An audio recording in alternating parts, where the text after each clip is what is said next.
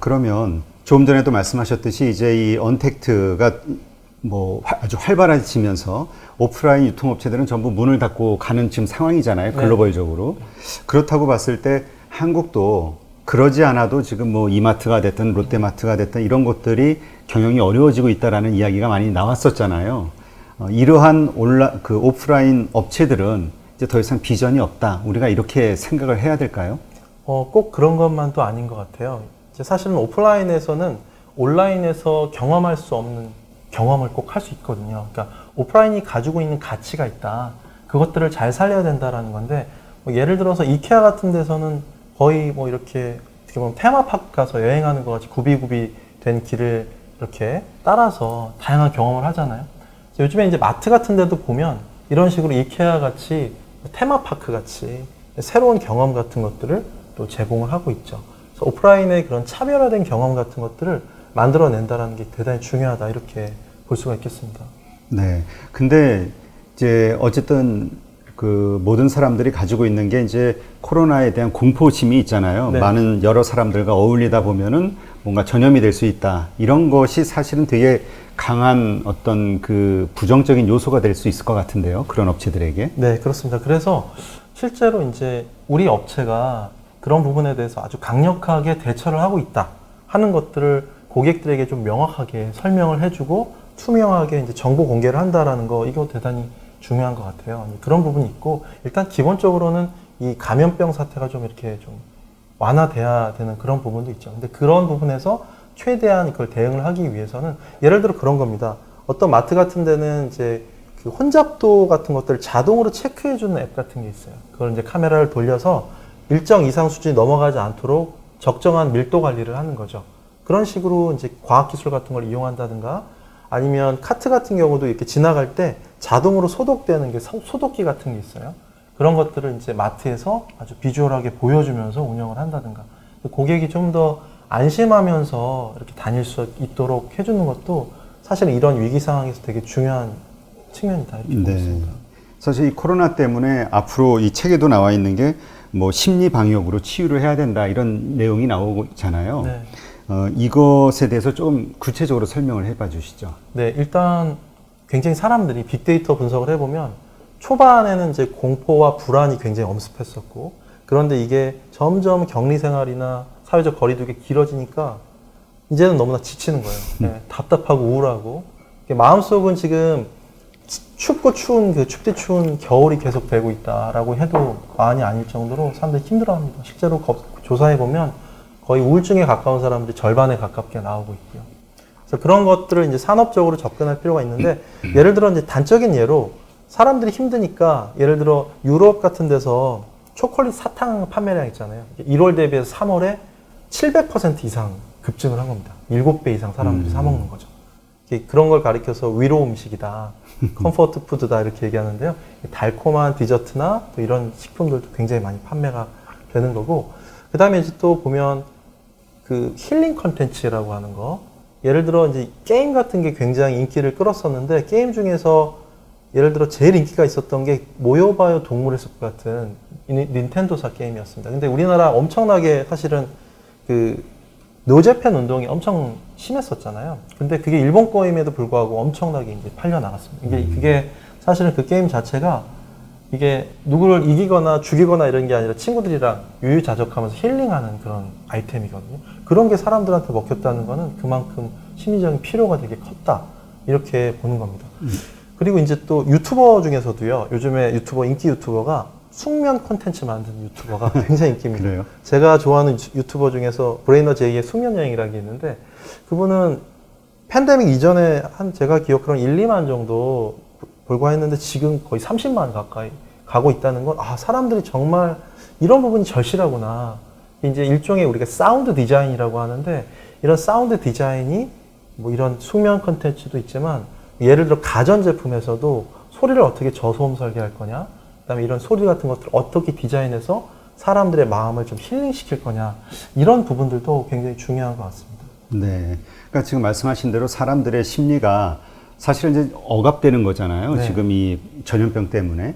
그러다 보니까 이 뭐라 그럴까 불만 같은 것도 많이 네. 폭발적으로 쌓이는 것 같고 뭐 요새 묻지마 테러 같은 것들이 많이 네. 일어나잖아요. 그 폭행 같은 거. 그렇죠.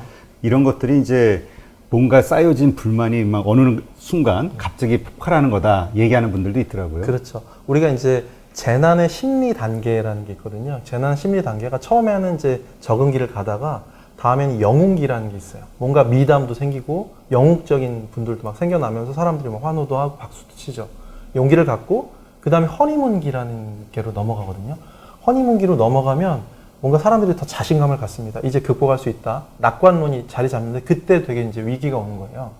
너무 지나친 낙관주의가 가니까 그 다음에 이제 팬데믹의 위기도 올 수 있는 거고. 그래서 이제 그게 환멸기라는 것으로 이제 단계로 넘어가게 되는 겁니다. 그래서 어떻게 보면 지금 제가 볼 때는 우리 사회가 이 허니문기와 환멸기 그 사이에 어딘가에 존재하고 있다, 위치하고 있다. 이렇게 봐서 사실은 이런 위기 같은 것들이 심리적인 위기죠. 이런 갈등 상황 같은 것들을 잘 이렇게 통합적으로 만들어 나가는 건 사실 되게 중요한 것 같습니다. 네. 뭐 아까 그 숙명 콘텐츠 아니면 무슨 게임도 좀 이렇게 좀 화기애애한 거. 네. 왜냐면 게임은 좀 때려야 그렇죠. 때리고 부수고 막 죽여야 이게 인기가 있었잖아요. 그렇죠. 예. 근데 이제 그런 것들도 인기가 있다라는 거는 이제 그만큼 사람들이 뭔가 마음이 뭔가 평온함을 찾고자 하는 마음이 있다라는 거잖아요. 그렇죠. 그 요거 필요로 하는 게. 그렇다면 그 앞으로 이런 것과 관련해서 조금 더 좋아지게 될 산업이나 아니면은 뭐 새로 부각될 산업 같은 게 있을까요? 네, 뭐 예를 들어서 그 사람들이 이제 쿼런틴 가르닝이라고 해가지고 집에서 막 이렇게 식물 기르는 사람들이 많았어요. 마음이 좀 힘드니까 집에서 이제 식물을 기르면서 마음을 다스리는 거죠. 그러다 보니까 전 세계적으로 종자 산업 있잖아요. 종자 비즈니스가 엄청 또 막 성장을 했죠. 이런 부분들이 또 그런 산업적인 비즈니스랑 또 연결될 수 있는 부분이고요. 그러다 보니까 요즘에 가전회사에서는 심지어는 식물 재배 가전이 있어요. 식물 재배 가전이 상추 같은 거 길러 먹을 수 있게끔 만드는데 그게 사실은 가전 쪽에서의 모든 기술이 집약된 이런 가전이거든요. 이런 것들을 LG나 삼성에서도 지금 개발하고 있다. 이런 소식도 들려오고 있습니다. 네.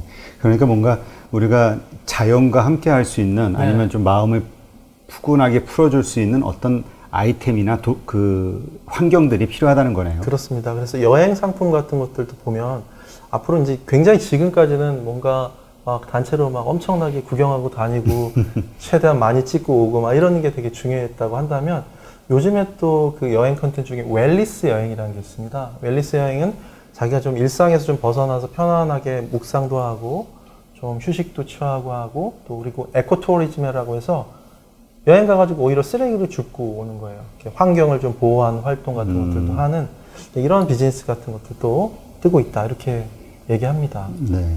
지금 뭐 그 항상 마스크를 쓰고 다니잖아요. 네. 나갈 때는. 그러다 보니까 뭐 표정이 그렇잖아요. 우리 한국 사람은 무표정한 표정인데 더군다나 더 이제 마스크를 쓰면서 아예 어떤 표정을 짓는지 알 수가 없으니까. 그렇죠. 하여튼 이러저러한 것들이 결국 우울증을 계속 양산해낼 수밖에 없는 환경이 돼가고 있다. 네. 이런 것에 대해 걱정하는 분들이 많이 있거든요. 네, 그렇습니다. 그래서 뭔가 이제 심리 지원이 필요한 거고 정책적으로도 우리가 심리 방역 같은 것들이 중요해지고 있다. 그리고 이제 심지어는 앱 같은 경우도 명상 앱이라든가 심리 힐링 컨텐츠를 이제 할 수 있는 그런 명상 앱이라든가 뭐 그게 이제 아까도 제가 말씀드렸던 하이퍼 로컬 말씀드렸잖아요. 직장인들도 이제 심리적인 것들을 지원할 수 있게끔 직장에서도 프로그램 같은 것들을 만들어서 사람들이 너무 지치고 힘들지 않게 만드는 거 이것도 사실은 되게 중요하다 이렇게 볼 수 있죠. 네. 그러니까 일반적인 뭐 이런 사람들이라는 건 결국 뭐 누군가의 고객들이니까요. 네. 다 서로 연관돼 있으니까. 아까 UX를 말씀하셨는데 이러한 것들이 온라인 같은 데에서도 뭔가 적용이 돼서 네. 그러니까 그냥 구매 자체가 아까 오프라인 상에서 어떤 독특한 경험을 통해서 그 뭔가 자꾸만 갈 수 있는 가게 되는 어떤 이유를 만들어 준다면 온라인에서도 그런 것들이 가능한 뭐 어떤 산업이나 기술들이 현재 나와 있는 게 있나요? 일단은 온라인에서 고객들이 뭔가 많이 갈 수 있게끔 만드는 거는 요즘에는 사실은 초개인화라고 하죠. 하이퍼 퍼스널라이제이션이라고 하는데 그거 제일 잘하는 회사가 넷플릭스죠. 아, 예.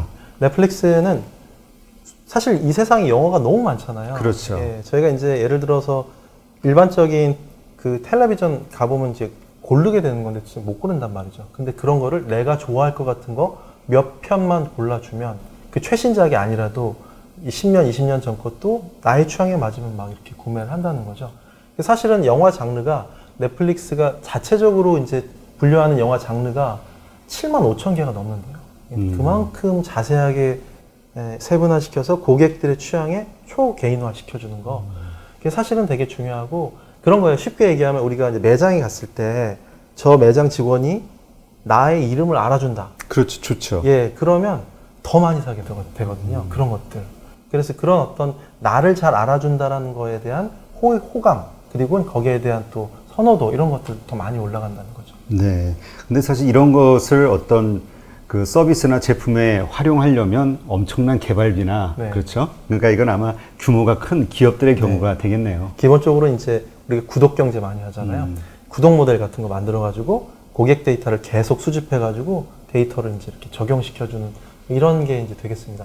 그래서 사실은 좀 이렇게 뭐 중소 쪽에서도 하실 수 있는 게 이런 구독 모델 같은 게 굉장히 또 중요합니다. 사람들은 상품에 대한 욕구보다 체험에 대한 욕구가 되게 크거든요. 그러니까 자동차를 구매하더라도 그냥 여러 자동차의 그 경험 같은 것들을 하고 싶은 건데 요즘에 기아나 이런 데서 이제 하는 게 월 한 130만 원 정도 되면 세네 가지 자동차를 이제 골라서 그래요? 이렇게 선택해서 탈 수 있는 이런 또 구독 모델 같은 게 또 등장하잖아요. 그런 것들의 어떤 욕구 같은 것들이 생긴다는 거죠. 그래서 구독 비즈니스를 좀 이렇게 또 중소 쪽에서도 중소상공인이나 이런 쪽에서 좀 이렇게 잘 접목시켜 본다면 여러 가지 또 기회가 있을 거다 이렇게 생각합니다. 네.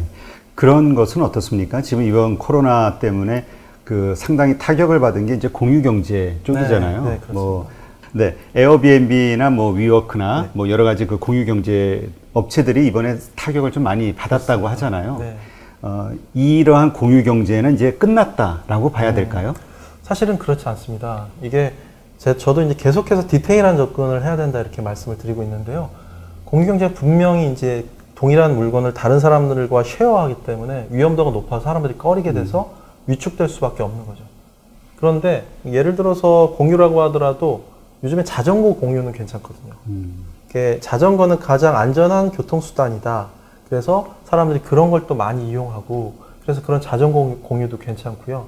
또 이제 요즘엔 배달을 많이 시켜서 먹으니까 배달업을 하려고 하는 분들이 많아요. 네. 근데 음식을 만들려면 주방이 있어야 되는데 그걸 하나하나 빌리려면 돈이 많이 드니까 그 규모의 경제를 달성하기 위해서 공유 주방 같은 거 있죠. 그런 공유 키친 비즈니스는 사실은 굉장히 유망한 또 비즈니스로 올라오고 있고요. 그리고 이제 요즘에 또 올라오는 그 비즈니스가 공유 물류라고 합니다. 요즘에 이제 도심에서 노는 공간을 이용해서 그걸 물류 창고로 이용한다든가 요즘에 워낙에 이제 언택트 하시는 분들이 많으니까 이런 쪽의 비즈니스들도 되게 유망하고요.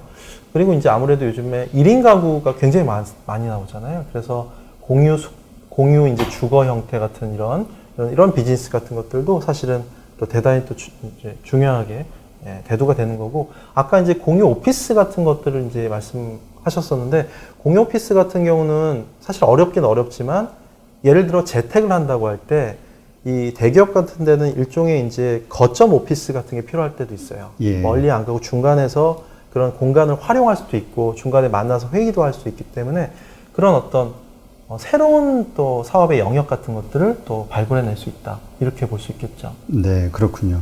그러니까 일단 지금 다루었던 이러한 것들이 앞으로 변화되는 세상에서 점점 더 심해질 수밖에 없고 네. 이러한 것들을 어떻게 해결하기 위해서 노력하는 그 노력을 현재 하고 있느냐에 따라서 뭐 기업이든 사람이든 그 경쟁력이 미래에도 보장될 수 있다. 이렇게 저희가 생각해야 되겠네요. 네, 그렇습니다. 네, 알겠습니다.